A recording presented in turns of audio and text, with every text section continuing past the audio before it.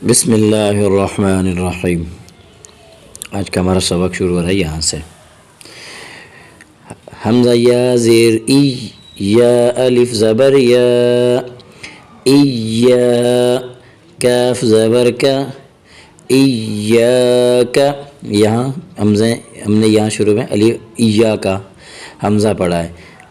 حمزہ اور الف میں یہ فرق ہے کہ الف خالی ہوتی ہے حمزہ کے اوپر یا نیچے کہیں حرکت آ جاتی ہے، آگے یا مشدد ہے اور جب مشدد حرف ہو اسے 2 بار پڑھا جاتا ہے تھوڑا سا سختی کے ساتھ۔ ایاکا، ایاکا، کاف یہاں پر باریک پڑھا جائے گا۔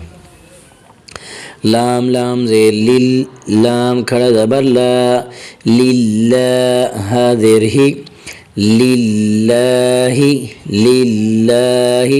اچھا یہاں ایک چیز جو اہم ہے وہ سمجھیں، یہ جو لفظ اللہ میں لام آ رہی ہیں درمیان میں، ویسے تو یہ عموماً جو ہے نا یہ موٹا پڑھا جاتا ہے نا، ٹھیک ہے، اللہ اکبر جیسے، تو یہ لام ویسے لفظ اللہ موٹا پڑھا جائے گا، ٹھیک ہے۔ صرف ایک حالت میں یہ لام باریک پڑھی جائے گی، جب لام سے جو پہلا حرف ہے نا اس کے نیچے زیر ہو۔ جب لام کے پہلے لفظ اللہ والے ہر حرف کے نیچے حرکت زیر آ جائے تو پھر وہ لفظ اللہ باریک پڑھا جائے گا، موٹا نہیں پڑھا جائے گا۔ اس کی مثال جیسے ہم پڑھتے ہیں اعوذ باللہ، یہاں با کے نیچے کسرہ ہے، ٹھیک ہے، یہاں بھی للہ۔ اس کی بہت ساری مثالیں ہیں، بہرحال سمجھانے کے لیے اتنا ہی کافی ہے۔ لفظ اللہ ہمیشہ موٹا پڑھا جائے گا، جب لفظ اللہ والے پہلے حرف کے نیچے زیر آ جائے تو پھر لفظ اللہ باریک پڑھی جائے گی۔ للہ، اب ایسے نہیں پڑھیں گے للہ تو یوں غلط ہوگا، ٹھیک ہے، یہ بھی سمجھیں۔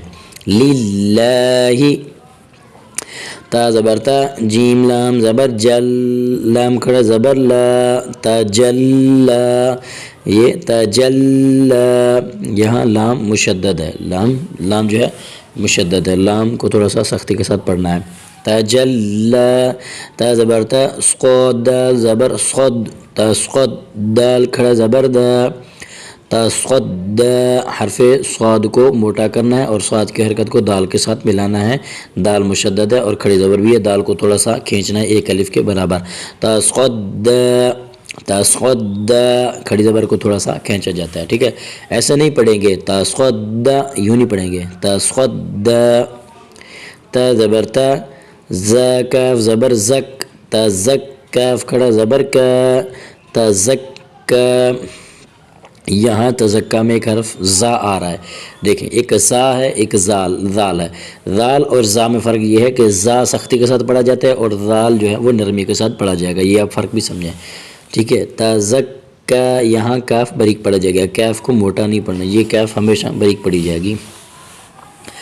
تا زبر تا، والام زبر ول، تول، لام کھڑا زبر لا، تولا، تولا، ٹھیک ہے، آگے تا واو زبر تف، وا الف زبر وا، توا، بادو زبر بن، توابن، توابن، وا کو تھوڑا سا کھینچیں، یہاں پر واو مشدد ہے، واو کے اوپر شد آ رہی ہے، بعد زبر الف بان، یہ با کے اوپر تنوین ہے، ٹھیک ہے نا، تنوین میں آپ کو پہلے بتا چکا ہوں، 2 زبر 2 زیر 2 پیش کو تنوین کہتے ہیں۔ توابن، سا جیم زبر سج، جیم علی زبر جا، سجا، جیم 2 زبر جن، سجاجن، سجاجن، سا کو جیم کے ساتھ ملیں گے، جیم مشدد ہے، سجاجن، آگے آخر والی جیم میں تنوین ہے، یہاں 2 جیمیں ہیں، سجاجن۔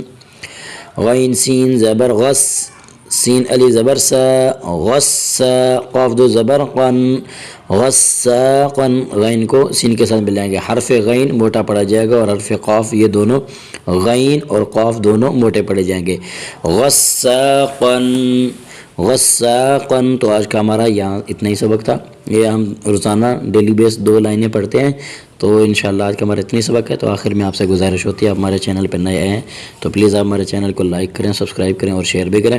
تو یہ سبق آپ اپنے بچوں کو، آپ سمجھتے ہیں کہ آپ کے بچے بہت کمزور ہیں یا وہ نہیں پڑھ پا رہے، انہیں کچھ مسئلہ ہو رہا ہے، وہ سبق یاد نہیں کر پا رہے، کیا وجہ سے، تو پھر آپ انہیں یہ ویڈیو ضرور دکھائیں، بار بار انشاءاللہ پریکٹس کروائیں۔